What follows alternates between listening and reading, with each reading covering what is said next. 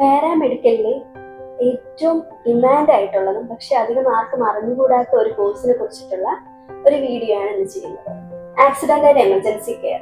എന്താണ് accident emergency care? അതിന്റെ job scopes എന്തൊക്കെയാണ്, സിലബസ് എന്തൊക്കെയാണ്, ഡ്യൂറേഷൻ എത്രയാണ്, എബ്രോഡ് ചാൻസ് ഉണ്ടോ, ഇതൊക്കെയാണ് ഇന്ന് ഈ വീഡിയോയിൽ നമ്മൾ ചർച്ച ചെയ്യാനായിട്ട് പോകുന്നത്.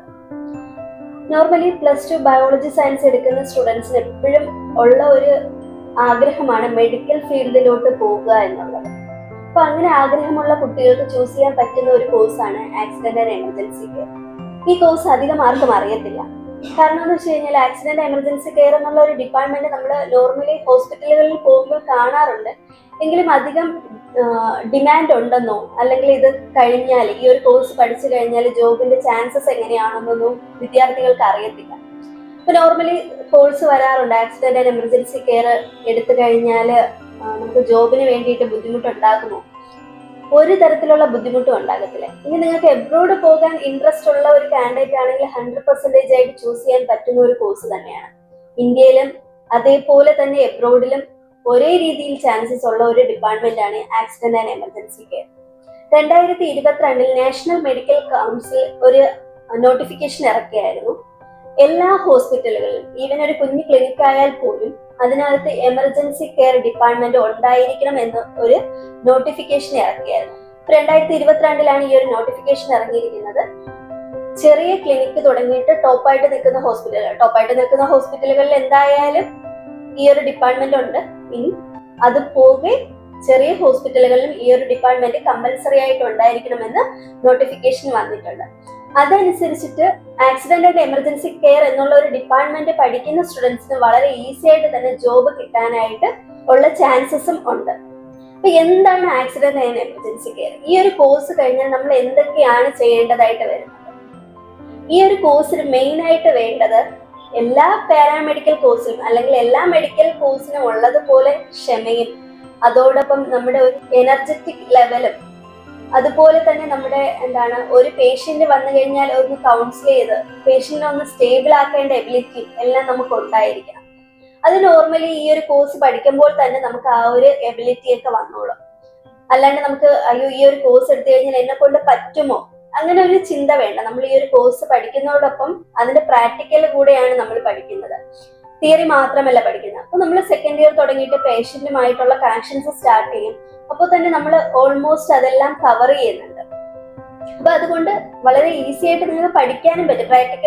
പ്രാക്ടിക്കലോട് നിങ്ങൾ പഠിക്കുന്നത് കാരണം നിങ്ങൾക്ക് വളരെ ഈസി ആയിട്ട് പഠിക്കാൻ പറ്റും. അപ്പോൾ ഈ ഒരു കോഴ്സ് എടുത്തു കഴിഞ്ഞാൽ എന്തൊക്കെയാണ് ജോബ് വരുന്നതെന്ന് പറഞ്ഞാൽ, നമ്മളിപ്പോ ഒരു പേഷ്യന്റ്, ഒരു ക്രിട്ടിക്കൽ സിറ്റുവേഷനിൽ ഒരു പേഷ്യന്റ് ഹോസ്പിറ്റലിലോട്ട് വരികയാണ്. ആദ്യം ആ ഒരു പേഷ്യന്റ് ചിലപ്പോൾ ആക്സിഡന്റ് ആയിട്ട് വരുന്ന പേഷ്യന്റ് ആയിരിക്കും, ചിലപ്പോൾ ഹാർട്ട് റിലേറ്റ് ചെയ്ത് എന്തെങ്കിലും പ്രോബ്ലം ആയിട്ട് വരുന്ന പേഷ്യന്റ് ആയിരിക്കും, ചിലപ്പോൾ സ്ട്രോക്ക്, BP കൂടി സ്ട്രോക്ക് വരുന്ന ഒരു പേഷ്യന്റ് ആയിരിക്കും.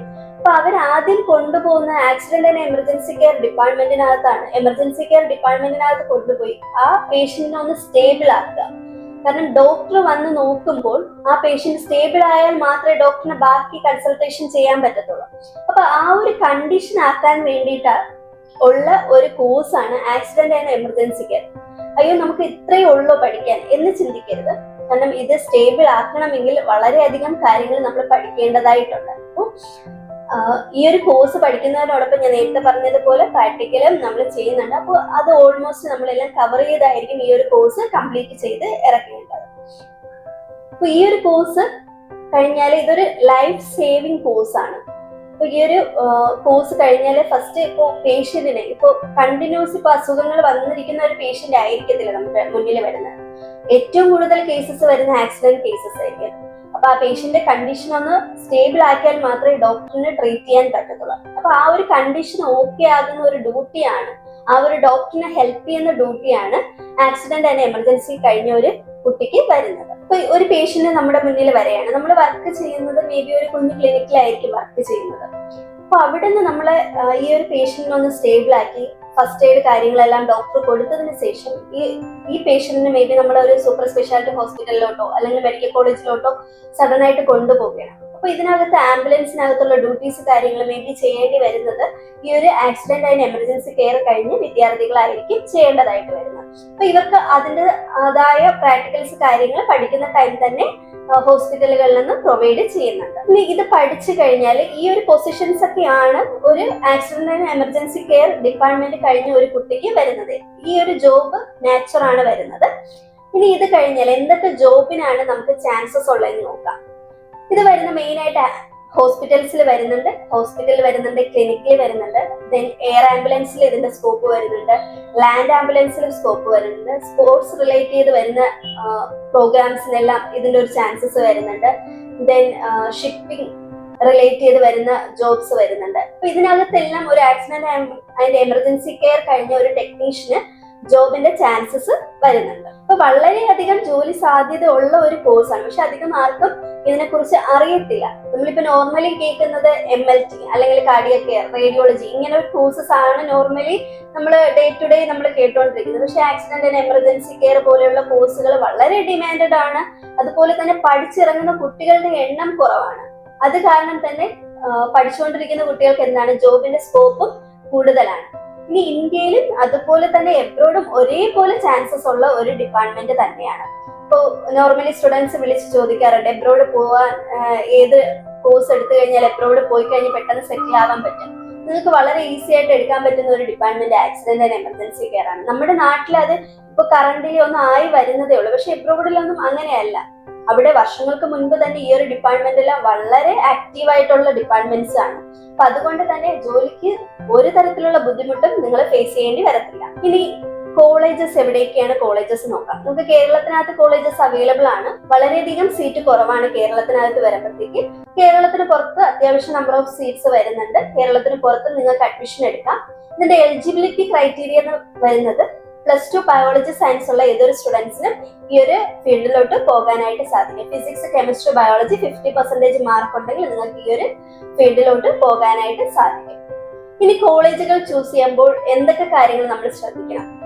മെയിൻ ആയിട്ട് നിങ്ങൾ പഠിക്കുന്നത് ഒരു സ്റ്റേറ്റ് യൂണിവേഴ്സിറ്റിയുടെ അണ്ടറിലാണോ എന്ന് ചെക്ക് ചെയ്യുക. ഇപ്പൊ കേരളത്തിലാണെങ്കിൽ കേരള സ്റ്റേറ്റ് യൂണിവേഴ്സിറ്റി വരുന്നുണ്ട്, കുഹാസിന്റെ അണ്ടറിലാണോ എന്ന് ചെക്ക് ചെയ്യേണ്ടതായിട്ടുണ്ട്. കേരളത്തിന് പുറത്താണെങ്കിൽ ഇപ്പോൾ തമിഴ്നാട് സൈഡ് ആണെങ്കിൽ ഡോക്ടർ MGR യൂണിവേഴ്സിറ്റി വരുന്നുണ്ട്. ഇനി കർണാടക സൈഡിലോട്ട് പോയാണെങ്കിൽ രാജീവ് ഗാന്ധി യൂണിവേഴ്സിറ്റി വരുന്നുണ്ട്. അപ്പൊ നിങ്ങൾ പഠിക്കുന്നത് സ്റ്റേറ്റ് യൂണിവേഴ്സിറ്റിയിലാണോ എന്ന് നോക്കുക. ദെൻ കോളേജ് ചൂസ് ചെയ്യുമ്പോൾ എന്തൊക്കെയാണ് നോക്കേണ്ടത്? കോളേജ് ചൂസ് ചെയ്യുമ്പോൾ അവർക്ക് ഓൺ സൂപ്പർ സ്പെഷ്യാലിറ്റി ഹോസ്പിറ്റലോ അല്ലെങ്കിൽ മെഡിക്കൽ കോളേജ് ക്യാമ്പസോ ഉണ്ടോ എന്ന് നിങ്ങൾ കറക്റ്റ് ആയിട്ട് ചെക്ക് ചെയ്യേണ്ടതായിട്ടുണ്ട്. കാരണം നമ്മൾ പഠിക്കുന്നത് ഇങ്ങനെ ഒരു ഡിപ്പാർട്ട്മെന്റ് ആണ്. കാരണം അത്രയും പേഷ്യന്റുമായിട്ടുള്ള ഒരു കണക്ഷൻ ഉണ്ടെങ്കിൽ മാത്രമേ നമുക്ക് ആഫ്റ്റർ ദി കോഴ്സ് നിങ്ങളുടെ പ്രൊഫഷൻ നല്ല രീതിയിലോട്ട് കൊണ്ടുപോകാനായിട്ട് സാധിക്കും. ഇതിന്റെ കോഴ്സ് ഡ്യൂറേഷൻ വരുന്ന 4 വർഷമാണ്. ഡിഗ്രി കോഴ്സ് ആണ് വരുന്നത്. 3 വർഷം ക്ലാസ് പ്ലസ് 1 ഇയർ ഇന്റേൺഷിപ്പും ആണ് വരുന്നത്. എബ്രോഡ് പോകുന്ന സ്റ്റുഡൻസ് ഈ 4 വർഷം കംപ്ലീറ്റ് ചെയ്തതിന് ശേഷം നിങ്ങളുടെ നാട്ടിൽ, അതായത് ഇന്ത്യക്ക് അകത്ത് 2 വർഷം നിങ്ങൾ പ്രാക്ടീസ് ചെയ്തതിന് ശേഷം മാത്രമേ നിങ്ങൾക്ക് എന്ത് ചെയ്യത്തുള്ളൂ, പുറത്ത് പോയിട്ട് വർക്ക് ചെയ്യേണ്ട ഓപ്ഷൻ ഉള്ളൂ. അപ്പൊ പുറത്ത് ഏത് കൺട്രിയിലാണോ പോകുന്നത് അവരുടേതായ ലൈസൻസിങ് എക്സാംസ് ബാക്കി കാര്യങ്ങൾ കൊടുത്തിട്ട് നിങ്ങൾക്ക് വളരെ ഈസി ആയിട്ട് പുറത്ത് പോയിട്ട് വർക്ക് ചെയ്യാനായിട്ട് സാധിക്കും. എല്ലാ സ്റ്റുഡൻസും ചോദിക്കുന്നതാണ് എന്തൊക്കെ സബ്ജക്ട്സ് ആണ് നമുക്ക് ഇതിൽ പഠിക്കേണ്ടതായിട്ട് വരുന്നത്. ഫസ്റ്റ് ഇയർ നമുക്ക് ടോട്ടൽ ആയിട്ട് 7 സബ്ജക്ട്സ് ആണ് പഠിക്കേണ്ടി വരുന്നത്. ഫസ്റ്റ് വരുന്ന അനാട്ടമി, ഫിസിയോളജി, ബയോകെമിസ്ട്രി. ദെൻ ഒരു പേപ്പർ വരുന്ന കമ്പ്യൂട്ടർ ആണ്. ദെൻ ഒരു പേപ്പർ ലാംഗ്വേജ് പേപ്പർ വരുന്നുണ്ട്, ഇംഗ്ലീഷ് വരുന്നുണ്ട്. Then introduction to emergency, then medicine and EMS, emergency medicine, surgery department relate ചെയ്ത് ഫസ്റ്റ് ഇയർ നിങ്ങൾക്ക് ഇത്രയും സബ്ജക്ട്സ് ആണ് നിങ്ങൾക്ക് പഠിക്കേണ്ടതായിട്ട് വരുന്നത്. ഇനി സെക്കൻഡ് ഇയർ ആവുമ്പോഴത്തേക്ക് pathology, microbiology, pharmacology, patient examination and nursing, emergency medicine, ഇത്രയും സബ്ജക്ട്സ് ടോട്ടൽ 5 സബ്ജക്റ്റ് ആണ് സെക്കൻഡ് ഇയർ വരുന്നത്. First year 7 subject. ഇനി തേർഡ് ഇയർ വരുമ്പോൾ 3 സബ്ജക്റ്റുമാണ് വരുന്നത്. തേർഡ് ഇയർ വരുമ്പോൾ എമർജൻസി മെഡിസിൻ സെക്കൻഡ് പാർട്ട് പഠിക്കേണ്ടി വരുന്നുണ്ട്, clinical procedure, then emergency surgery. ഇത്രയും ഡിപ്പാർട്ട്മെന്റ്സ് ആണ് നമ്മൾ തേർഡ് ഇയർ പഠിക്കേണ്ടതായിട്ട് വരുന്നത്. ഇതിനോടൊപ്പം നിങ്ങൾ എന്ത് ചെയ്യുന്നുണ്ട്, ക്ലിനിക്കൽസും ചെയ്യേണ്ടതായിട്ട് വരുന്നുണ്ട്. നമുക്കിപ്പോ നോർമലി അറിയാലോ, ഡിഗ്രി കോഴ്സിന് 50% തിയറിയും 50% പ്രാക്ടിക്കലും ആണ്. അപ്പൊ ഫുള്ളായിട്ടുള്ള കാര്യങ്ങൾ നമ്മൾ കവർ ചെയ്യുന്നുണ്ട്. അപ്പൊ കറക്റ്റ് ആയിട്ട് നിങ്ങൾക്ക് സെക്കൻഡ് ഇയർ തുടങ്ങിയിട്ട് പേഷ്യന്റുമായിട്ടുള്ള കണക്ഷൻ വരും. ഫസ്റ്റ് ഇയർ അല്ലാണ്ട് വരുന്ന പ്രീ ക്ലിനിക്കൽസ് ആണ് വരുന്നത്. സെക്കൻഡ് ഇയർ തുടങ്ങിയിട്ടായിരിക്കും ഡയറക്റ്റ് ഹോസ്പിറ്റലുമായിട്ടുള്ള കണക്ഷൻസ് സ്റ്റാർട്ട് ചെയ്യുന്നത്. അപ്പൊ ഇത്രയും കാര്യങ്ങളാണ് ആക്സിഡന്റ് ആൻഡ് എമർജൻസി കെയർ ഡിപ്പാർട്ട്മെന്റിനകത്ത് വരുന്നത്. അപ്പോൾ ഇതിൽ നിങ്ങൾക്ക് കോളേജിനെ കുറിച്ച് അറിയണമെങ്കിലോ അല്ലെങ്കിൽ കോഴ്സിന്റെ ഡീറ്റെയിലിനെ കുറിച്ച് അറിയണമെങ്കിലോ സ്ക്രീനിൽ കാണുന്ന നമ്പറിലോട്ട് കോൺടാക്ട് ചെയ്യുക, വാട്സപ്പിൽ മെസ്സേജ് അയക്കുകയോ വിളിക്കുകയോ ചെയ്ത് കഴിഞ്ഞാൽ. അപ്പൊ ഇത്രയും കാര്യങ്ങളാണ് ആക്സിഡന്റ് ആൻഡ് എമർജൻസി കെയർ എന്നുള്ള ഡിപ്പാർട്ട്മെന്റിന് അകത്ത് വരുന്നത്. അപ്പൊ ഇതിൽ കൂടുതലായിട്ട് നിങ്ങൾക്ക് എന്തെങ്കിലും അറിയണമെങ്കിൽ സ്ക്രീനിൽ കാണുന്ന നമ്പർ വാട്സപ്പിൽ മെസ്സേജ് അയക്കുകയോ കോൺടാക്ട് ചെയ്യുകയോ ചെയ്ത് കഴിഞ്ഞാൽ ഞാൻ ഡീറ്റെയിൽസ് കാര്യങ്ങൾ ഷെയർ ചെയ്ത് തരുന്നതായിരിക്കും. അപ്പൊ അടുത്തൊരു വീഡിയോ കാണുന്നത് വരെ ബൈ ബൈ.